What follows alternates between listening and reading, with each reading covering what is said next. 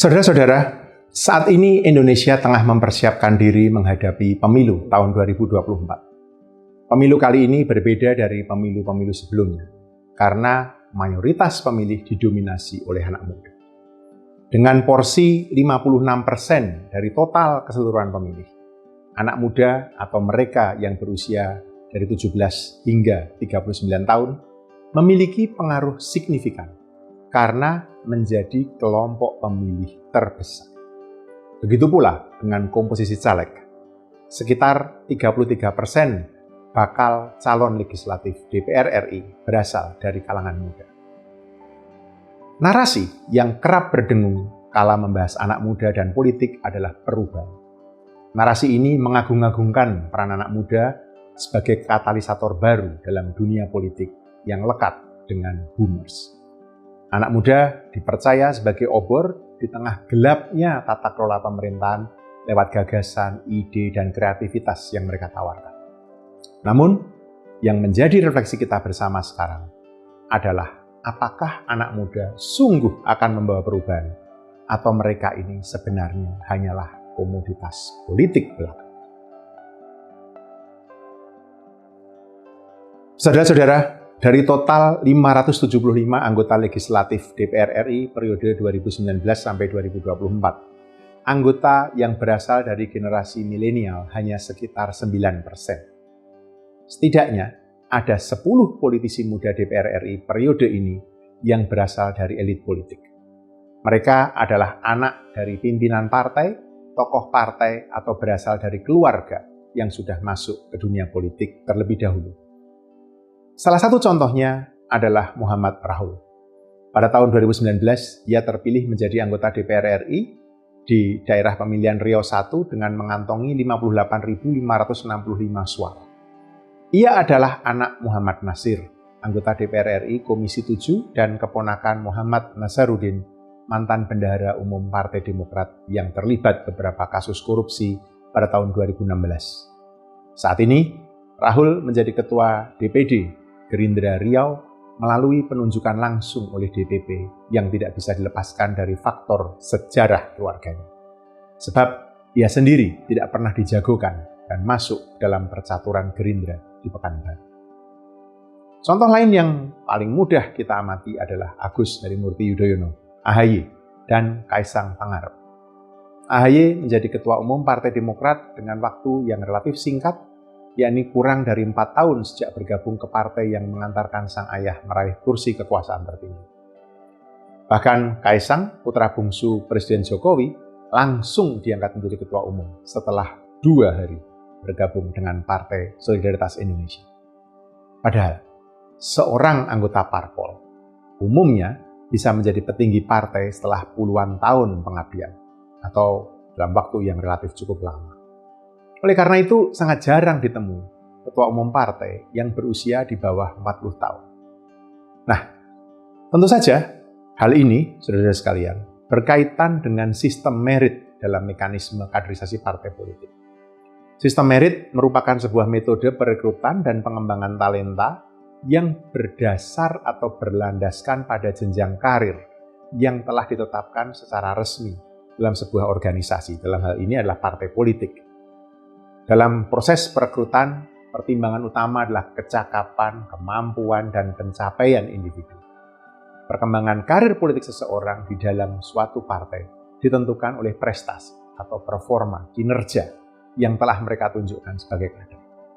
Dalam melihat dimensi waktu pengkaderan partai, terdapat beberapa faktor yang menentukan jenjang karir seorang kader. Antara lain, tentu saja, pertama adalah kinerja, kedua pengalaman politik, ketiga jaringan dan dukungan politik, internal maupun eksternal. Dicalonkannya AHY dalam kandidasi Pilkada DKI 2017 misalnya, telah menjawab pertanyaan bahwa AHY memang sudah melangkai ketiga faktor tersebut. Sebab saat itu AHY masih mengemban tanggung jawab sebagai perwira militer. Sementara itu, kasus Kaisang lebih ekstrim lagi. Kaisang bisa dibilang tidak punya pengalaman politik, tidak punya kinerja politik, dan pendidikan serta pengetahuan politik yang relevan. Tapi, ia berhasil menjadi ketua umum PSI dalam waktu yang amat sangat singkat, 2 hari.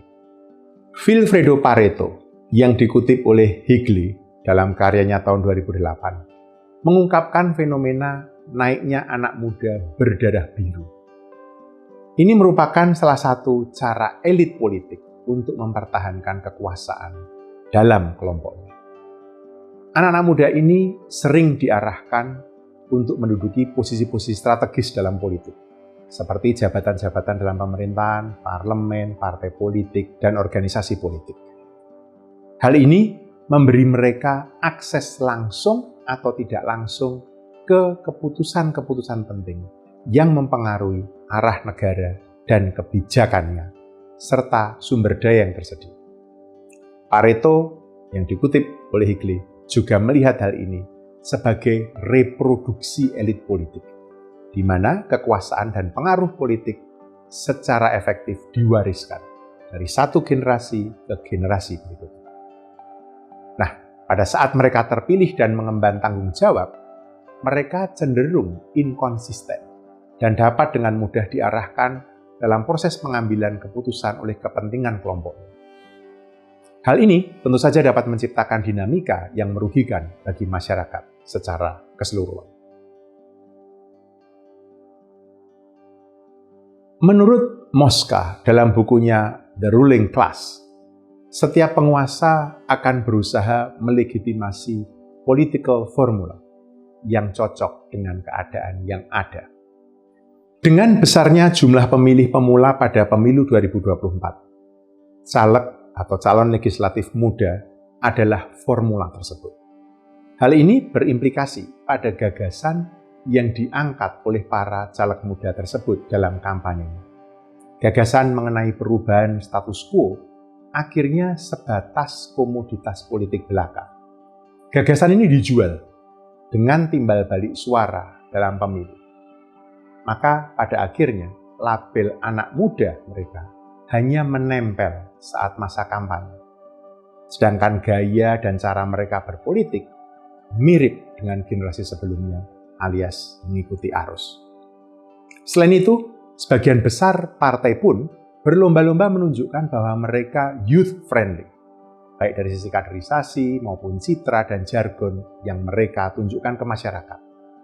PAN misalnya menggunakan sonic branding lewat lagu Pan Pan Pan yang mudah diingat dan menjadi perbincangan berbagai sosial media yang lagi-lagi didominasi anak muda. PDIP, PKS, dan Gerindra menitikberatkan kaderisasi lewat organisasi sayap pada proses rekrutmen mereka. Sementara PSI sedari awal dengan lantang melabeli diri mereka sebagai partai anak muda dengan panggilan bro dan sis. Semua ini demi menggait suara pemilih muda. Nah, jika gagasan anak muda dan perubahan hanya menjadi sebuah komoditas politik, apakah tujuan Indonesia Emas 2045 akan tercapai? Tentu saja tidak. Oleh karena itu, dibutuhkan anak muda yang benar-benar berkompeten dan memiliki kapasitas untuk menjalankan tata kelola pemerintah, membawa substansi yang relevan dengan permasalahan masyarakat, dan lebih penting lagi, dapat menjawab tantangan di masa depan. Saudara-saudara, setidaknya diperlukan dua hal untuk menjamin anak muda yang terpilih menduduki jabatan publik benar-benar memiliki kapasitas dan kompetensi yang sesuai. Pertama, kesadaran dan partisipasi politik pemilih muda. Hal ini dapat ditingkatkan lewat ruang diskusi yang terbuka dan inklusif bagi seluruh kalangan, baik secara daring maupun luring. Selain itu, platform edukasi politik yang dekat dan mudah diakses bisa menjadi salah satu kunci untuk meningkatkan literasi politik anak muda. 2. Support system dan lingkungan berpolitik yang sehat. Hal ini menyangkut bagaimana partai melakukan kaderisasi berdasarkan sistem merit, manajemen, pengembangan talenta politik, terlebih mengenai dukungan finansial bagi anak muda yang berkompeten tapi terhalang dana karena biaya politik yang mahal. Perlu diingat bahwa anak muda belum tentu membawa agenda muda. Meskipun ada peningkatan partisipasi politik anak muda dan munculnya kandidat-kandidat muda dalam berbagai jabatan politik, tidak dapat dijamin bahwa mereka secara otomatis akan memprioritaskan atau mewakili agenda yang secara khusus berhubungan dengan isu-isu yang relevan bagi generasi muda. Karena itu, saudara-saudara sekalian, sangat penting untuk mencermati para kandidat berdasarkan pandangan politik, komitmen mereka terhadap isu-isu tertentu, dan tindakan konkret yang mereka lakukan, daripada hanya melihat usia mereka. Harus dilihat siapa orang di belakangnya, bagaimana proses yang membawa mereka ke sana, dan yang paling utama adalah apa substansi yang mereka bawa. Pada akhirnya, kita sebagai pemilihlah yang akan menentukan siapa kandidat yang berhak menjadi wakil kita, baik di legislatif maupun eksekutif. Sebelum menjatuhkan pilihan tersebut, kita sendiri perlu awas, perlu waspada, perlu paham atas agenda atau motivasi yang diusung oleh para kandidat muda ini. Agar kita tidak terjebak dalam citra orang muda.